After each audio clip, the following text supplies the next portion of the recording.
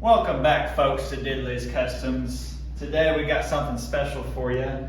We're going to convert old Rhonda the Honda to a snow machine. The first ever recorded 450RL Timbersled install video coming right at you. Right here we got a used kit from a feller not too long down the road. We're out here in Valdez, Alaska, getting ready for the winter. I picked up this used kit here, Timbersled ARO 129. It's a 2019 model. We got the trio shock thrown in with the deal, so that was an added bonus. And we also have the sled over here. It's got the TSS shock upgrade. So we're gonna throw it all on this 450RL to make it a tri-sport. So let's begin the install. All right, we got the front wheel clear here, so we'll just slide that out. I'm not sure if we need to retain the stock spacers or not, but we'll check the instructions it came with and see if we need them. Probably not. So we'll just get that out of here and then start removing the front caliper. Go ahead and disconnect the speedometer cable. It's back here behind the headlight assembly.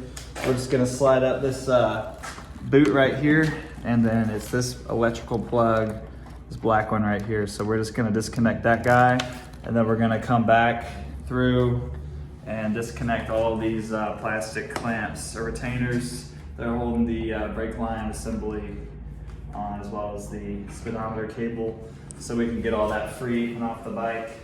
So we freed the speedometer cable from behind the headlight. There's a clip that retains it, you gotta pop off, that goes around the ignition cylinder. So you just gotta pop that clip off and then you can get this plug out.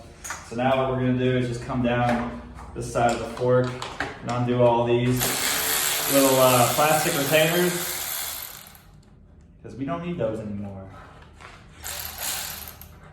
So we'll do that one, come down here to this one.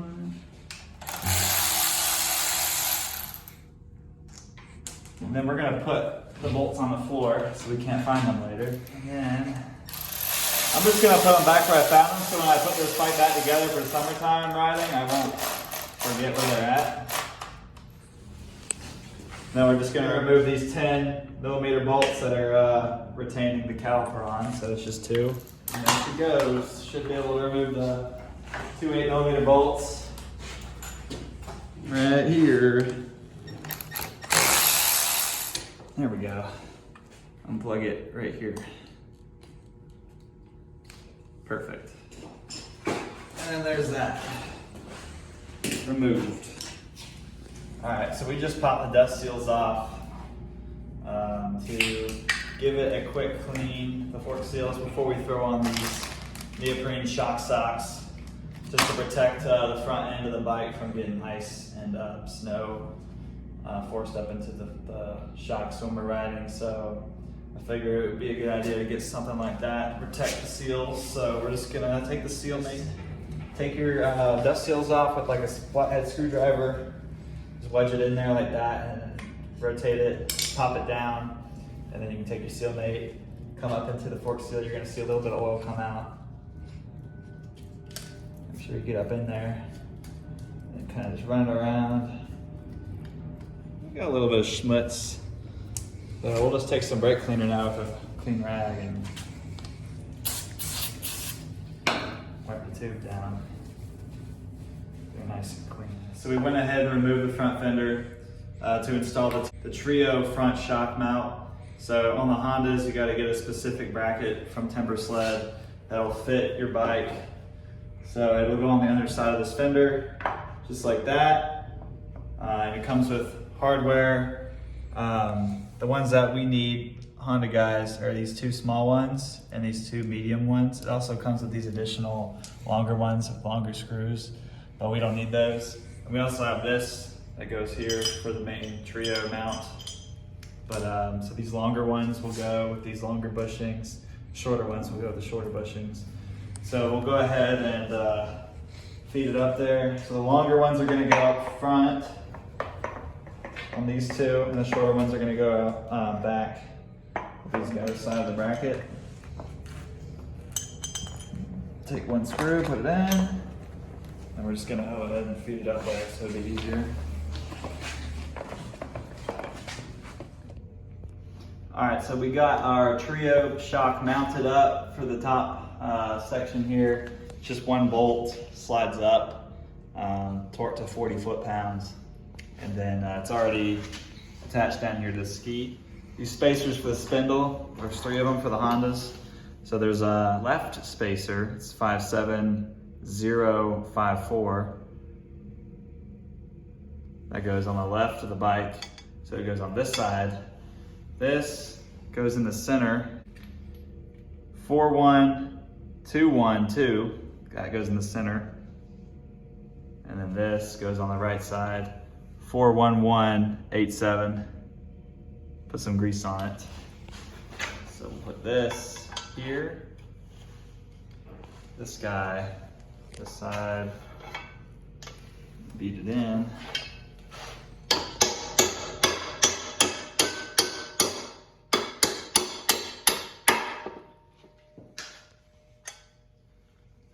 This final one over here. And we're just going to take the original axle and feed it through the same way it came out. So make sure you put that spacer right there.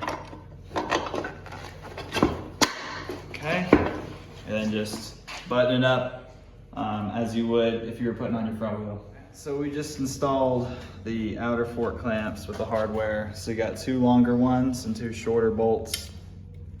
We put the 2 shorter bolts up front with this cross brace that threads into this tube on each side. And then we got these 2 other ones that have these nylock nuts on the outside. And you put 2 flat washers on and you just tighten those down. These ones first, then these ones, and then you want to torque your axle nut. And that'll do it. All right, so now we're preparing to remove the swing arm and the suspension on the bike. We have to remove this rear brake here because it will no longer be used. So we're just gonna remove these 2 Allen heads here on the master cylinder. I've already broke them loose. Those will be taken off, removed. This will not be retained, all these springs and whatnot, all taken off. I've already taken out the top shock bolt. You can actually do it without taking the plastics off. You can see it right through here. That's where the shock bolts up. So, super convenient. I've already removed the kickstand off as a unit. So we're not gonna be using this, obviously. So I've went ahead and installed a 450R foot peg mount, and it bolts right up to the 450L. So I didn't put the original foot peg back on because I plan to get oversized ones. So I was just gonna wait for those to come in and slap those on. In the meantime, I'll just leave it like that. And then I gotta do something about this sensor for the kickstand. Probably just gonna cut it and jump them together to trick the system into thinking the kickstand's up at all times. But other than that, that's where we're at. So we're just gonna start taking off some of the suspension down here. We're gonna take off the swing arm bolt here. Well, the other side has the nut. We'll take that off. I've already removed the chain, seat and the plastics. I've already taken these 2 10mm bolts out. We're just gonna set that over here for now.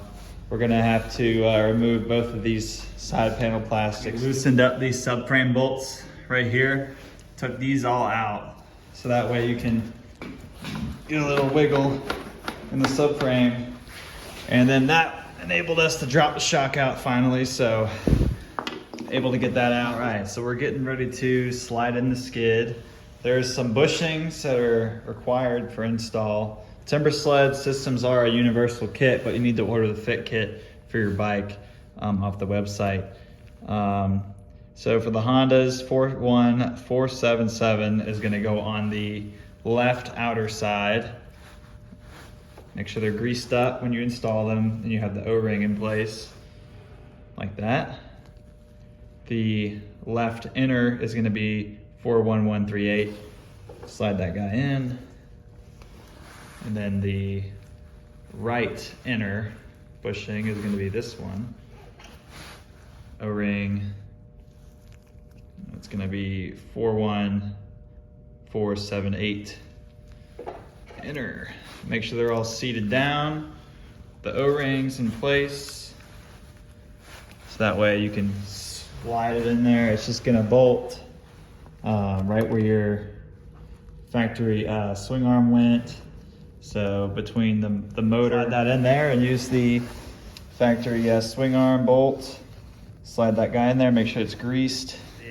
After some cuss words and tools thrown, we finally got the bushings to align between the case and the frame on both sides. So, and then while also aligning this top shock mount. That is a challenge, being only one person. So, and this thing is not light to move around.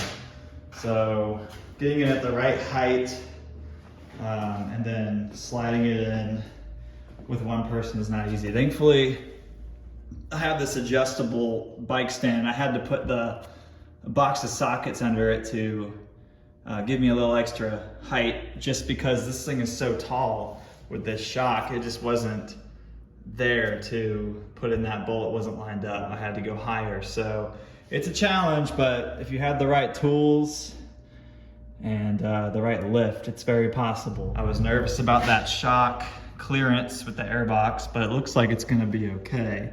We got some room in there, so it does work. We'll do a little testing later on to see if it ends up actually rubbing the airbox, but I think we're gonna be okay. But yeah, it just mounts down there at the bottom with 2 screws. Nothing fancy. I got the master cylinder mounted up on the bars where the old brake was. Seems to fit pretty good.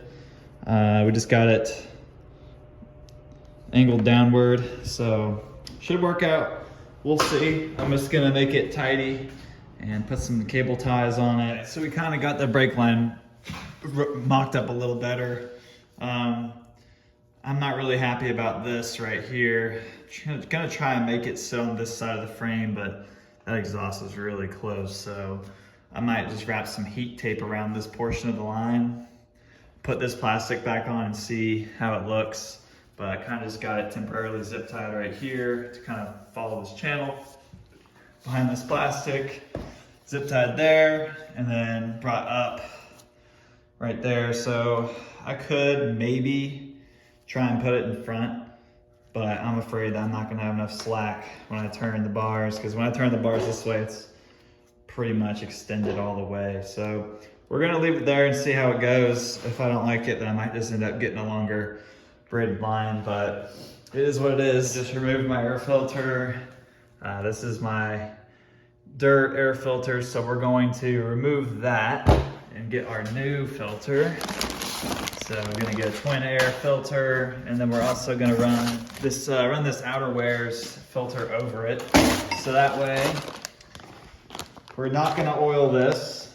We're gonna put it in there dry with this pre-filter around it, and then that should be a poor man's snow intake. The box is completely sealed all the way around, unlike the R models. So I feel like it's gonna be okay. I'm gonna put the stock air lid back on.